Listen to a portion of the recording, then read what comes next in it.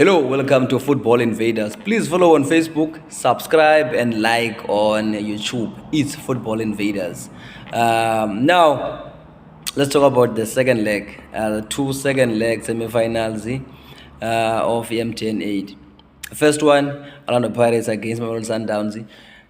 The match ended 1-1 again for the second time, and then Orlando Pirates winning on 4-1 on penalties. And then the second one, Stellenbosch was playing against Kukune United. Stellenbosch winning on 3-1 on aggregate. The match ended also on 1-1.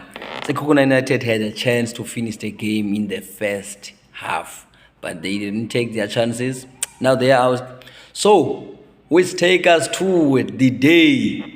The final of the MTN 8 confirmed 13 September. Orlando Pirates will be taking on Stellenbosch.